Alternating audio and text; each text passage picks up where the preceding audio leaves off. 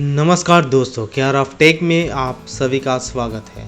तो दोस्तों, आज आप लोगों को और एक इम्पोर्टेंट इन्फॉर्मेशन देंगे, जिसके चलते आप जब कोई भी कंप्यूटर खरीदने जाते हो तो कौन से चीज़ आपको ध्यान में रखना होगा। तो आज का जो विषय है वो है कि आप जब कंप्यूटर खरीदने जाते हो तो तब आपका मदरबोर्ड का रैम का जो स्लॉट है वो क्या होना चाहिए और किस बेसिस पे होना चाहिए और कौन से चीज़ आप अवॉइड करो तो अच्छा है। प्लीज़ मेरे चैनल को सब्सक्राइब कीजिए और साथ में बेल आइकन और ऑल में क्लिक करना ना भूलें, ताकि जल्द से जल्द नोटिफिकेशन आपको मिल सके। हर एक वीडियो को एंड तक देखते रहिए और साथ में दोस्तों के संग हर एक वीडियो को शेयर कीजिए और लाइक करना मत भूलिए। इसके साथ आप एडोब प्रीमियर वीडियो एडिटिंग सीख सकते हो मेरे ही चैनल में। मेरा और भी वीडियो दिया हुआ है, जिसके चलते आप बेसिक एंड एडवांस लेवल सीख सकते हो। तो चलिए दोस्तों, शुरू करते हैं ये वीडियो।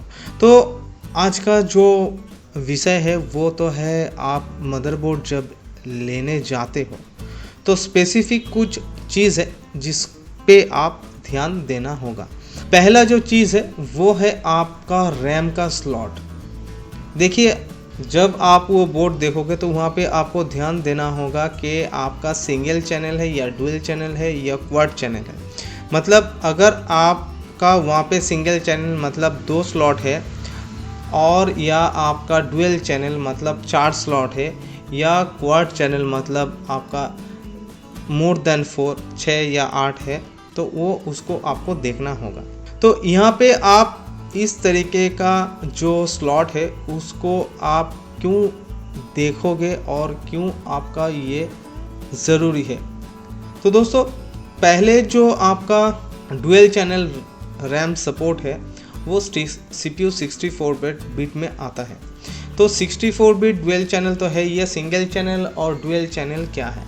देखिए, सिंगल चैनल जो है एक्चुअली आप रैम का जो काम है वो होता है, आप जब कोई भी काम करते हो तो हार्ड डिस्क से वो डेटा थ्रो करता है थ्रू रैम, और रैम थ्रू आपका प्रोसेस होके मॉनिटर पे आता है। तो ये एक तरीके का प्रोसेस होता है। अगर आपका सिंगल चैनल है तो आपका प्रोसेस होगा सिंगल वाइज, मतलब अगर आप कोई काम करते हो तो एक सिंगल वाइज वो इनपुट आउटपुट होता है, रीड एंड राइट होता है। तो इसके चलते प्रॉब्लम क्या आता है, अगर आप 4 GB आपका इंस्टॉल है या 2 GB आपका सिंगल स्लॉट में इंस्टॉल है, आप और 2 GB एक्सटेंड करते हो, तो यहाँ पे आपका जो रैम का साइज़ है वो ज़्यादा होता है, लेकिन आपका प्रोसेस बहुत ज़्यादा फास्ट नहीं होता है। हाँ, हालांकि इसमें एक डिफरेंस होता है कि आप अगर पहले जो आपका 2 GB रैम था वो उसमें अगर आप इसके ज़्यादा हाई एंड अगर कोई काम करते थे तो आपका मेसिंग हैंग होता था, आपका प्रॉब्लम आता था। लेकिन अगर आप 4 GB रैम यूज़ करते हो तो यहाँ पे क्या डिवाइड होता है 2 GB का आपका जो प्रोसेस है वो प्रोसेस कंप्लीट होने के बाद एक्सटेंडेड पार्ट आपका बाकी 2 GB में शिफ्ट होता है। मतलब आपका 2 GB जो प्रोसेस है उसको छोड़कर अगर आप सोच लीजिए 3 GB या 4 GB का कोई डेटा आप शिफ्ट करते हो तो अक्सर 2 GB सिर्फ रहता है तो हैंग होता है। अगर आपका 4 GB होता है तो इसमें डिफरेंस आता है कि आपका जो डेटा है वो हैंग नहीं करता है, क्योंकि आपका 2 GB एक्सटेंड होके बाकी का जो प्रोसेस है वो बाकी 2 GB में होता है। तो यहाँ पे ये बाकी 2 GB का सपोर्ट मिलता है, लेकिन आपका यहाँ पे कोई स्पीड या कोई आपका जो मशीन फास्ट हो जाता है उस तरीके का डिफरेंस नहीं आता है। और एक चीज़ आपको ध्यान देने वाली बात है कि हम लोग देखते हैं हर एक बोर्ड में अगर आप 4 चैनल देखते हैं मतलब डुअल स्लॉट देखते हैं तो यहाँ पे 2 कलर का स्लॉट आता है। मतलब एक में 1 3 आपका एक कलर होता है, 2 और 4 एक कलर का होता है। तो इसका मतलब भी है, अगर आप डुअल चैनल यूज़ करते हो तो आपको जो रैम है वो लगाना है डुअल स्लॉट में। तो ये डुअल स्लॉट का काम क्या है, डुअल स्लॉट का काम ये है कि आप जब सिंगल स्लॉट यूज़ करते हो या सिंगल चैनल आप यूज़ करते हो तो इसमें आपका डिफरेंस आता है, सिंगल प्रोसेस होता है। लेकिन अगर आप डुअल चैनल यूज़ करते हो या डुअल स्लॉट यूज़ करते हो तो यहाँ पे आपका जो प्रोसेस है एट ए मोमेंट एक ही समय में आपका दोनों ही रैम प्रोसेस करता है। मतलब आपका दोनों जो रैम है वो एक ही साथ में वो प्रोसेस होता है। ये आपका सिंगल चैनल जो है उसमें सिंगल प्रोसेस होता था और यहाँ पे आपका डुअल प्रोसेस होता है। मतलब अगर आप कोई हाई एंड सॉफ्टवेयर यूज़ करते हो या आपका 10 या 12 GB डेटा शिफ्ट होता है तो इसके चलते ये डुअल चैनल जो होता है इसमें आप एक ही टाइम में इजीली जो डेटा है वो शिफ्ट हो जाता है, जो प्रोसेस है वो शिफ्ट हो जाता है और आपका जो रैम है इक्वली काम करता है। सिंगल चैनल का आपका प्रोसेस जो है वो स्लो होता है।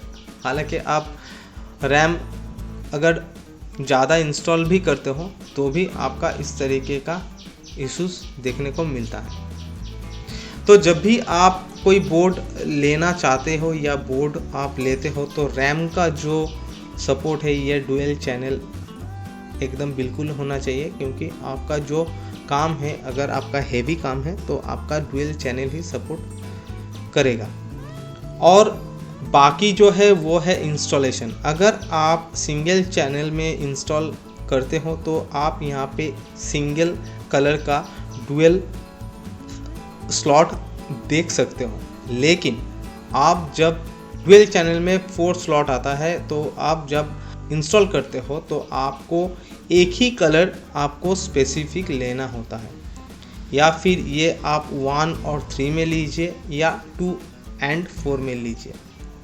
अगर आपका रैम 1 में इंस्टॉल है तो आप अगर 2 में वो इंस्टॉल करते हो तो आपका जो प्रोसेस है रैम का वो सिंगल चैनल एक ही आएगा, या तो ये 1 और या तो ये 2 का प्रोसेस करता है।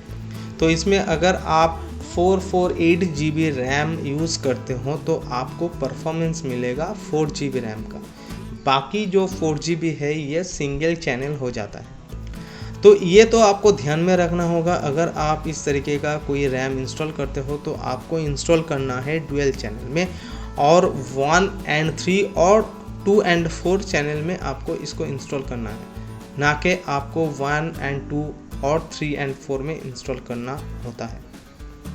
तो कैसे लगा मेरा ये वीडियो प्लीज़ कमेंट कीजिए कमेंट बॉक्स पे, और प्लीज़ मेरे चैनल को सब्सक्राइब कीजिए मज़ेदार इस तरीके का ट्यूटोरियल पाने के लिए, और जल्द से जल्द अपडेट पाने के लिए बेल आइकन और ऑल में क्लिक करना ना भूलें। तो आज के लिए फ़िलहाल दोस्तों इतना ही, और इस वीडियो को देखने के लिए बहुत बहुत धन्यवाद।